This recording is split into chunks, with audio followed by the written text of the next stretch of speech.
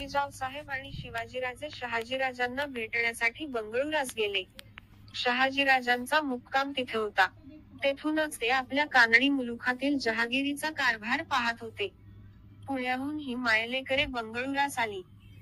शहाजीराजांचे सर्वच कुटुंबीय एकत्र येण्याचा आणि सुमारे 2 वर्षे एकत्र राहण्याचा हा योग होता. हाच शेवटचा योग. या 2 वर्षातच हंपी विरुपाक्ष आणि विजयनगरच्या कर्नाटकी स्वराज्याची राजधानी विजयनगर पाहण्याचा योग शिवाजीराजांना आला. विरुपाक्ष हे तीर्थक्षेत्र होते. विजयनगर हे उद्ध्वस्त झालेले एका हिंदवी स्वराज्याचे राजधानीचे नगर होते. या प्रवासात शिवाजीराजांना खूपच पाहायला अन शिकायला मिळाले. एवढे बलाढ्य साम्राज्य एका राक्षस तागडीच्या लढाईत धुळीला कसे काय मिळाले? हा शेवटचा रामराजा कुठे चुकला? त्याच्या राज्यकारभारात आणि लष्करात अशा कोणत्या जबर उणीवा झाल्या की अवघ्या एका मोठ्या पराभवाने त्याचे साम्राज्यच भुईस पाडवावे? या साऱ्या गोष्टींचा शोध आणि बोध शिवाजीराजांच्या मनात घुसळून निघत होता. त्यातून मिळालेले विवेकाचे नवनीत राजांना आपल्या भावी उद्योगात उपयोगी पडणार होते. पडले. हे वैचारिक समुद्रमंथन राजांच्या मनात या 2 वर्षात इ. स. 1640 ते 42 घडले. राजे आणि जिजाऊसाहेब पुन्हा पुण्याकडे परतले. इ. स. 1642 ते मराठी स्वराज्य सह्याद्रीच्या हृदयात निर्माण करण्याच्या निश्चयानेच. आणि शिवाजीराजांनी कानद खोऱ्यातील प्रचंड सह्यशिखरावरती बंडाचा झेंडाच उभारला. हा गड तोरणा. लगेच पुढे कोरीगड, सुभानमंगळ आणि कोंडाणा राजांनी कब्जात घेतला. आदिलशाही थक्कच झाली. एक मराठी कोवळा पोरगा सुलतानी विरुद्ध बंड करतो.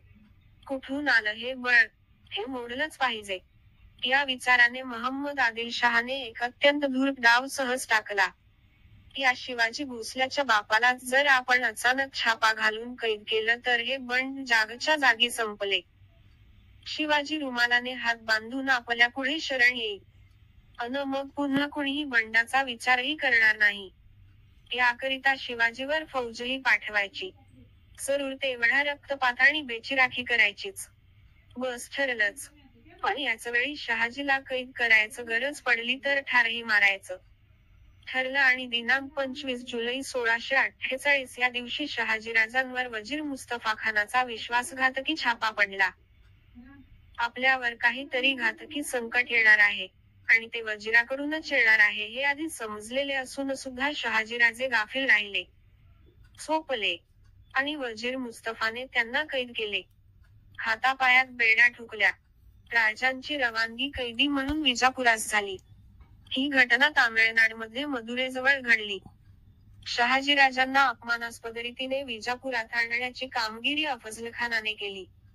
राजांना सतमंजिल या हवेलीत आदिलशहाने कैदेत ठेवले. या बातम्या पसरायच्या आतच आदिलशहाने पुण्याकडे मोठी फौज दिमतीला देऊन फत्तेखान या सरदारास रवानाही केले.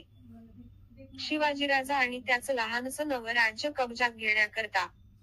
राजगडावर शिवाजीराजांना ही भयंकर बातमी समजली की तीर्थरूप साहेबशाही कैदेत पडले आणि आपल्यावर फत्तेखान चाल करून येतोय.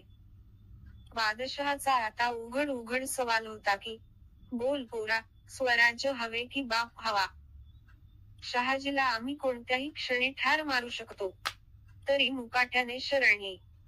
जे बळकावलं आहे ते तुझं नखाएवढं स्वराज्य आमच्या स्वाधीन कर, माफी माग. तर बाप सुटेल. नाहीतर अवघं भोसल्यांचं खानदान मुलगाळून टाकू.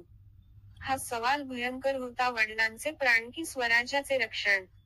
काय वाचवायचं? आईच सौभाग्य की स्वराज्य? दोन्हीही तीर्थरूपच. मग दोन्हीही वाचवायचे. हा शिवाजी महाराजांच्या मनातला विचारही तेवढाच क्रांतिकारक होता.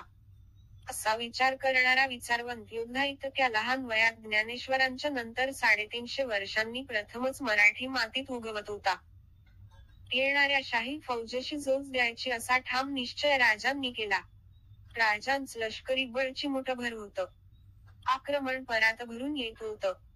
नक्कीच शाही तुकारामांचे विचार युवा शिवाजी राजांच्या मनात दुमदुमत होते. रात्रंदी नाम्हा युद्धाचा प्रसंग. अंगी निश्चयाचे बळ, तुका म्हणे त्याची फळ.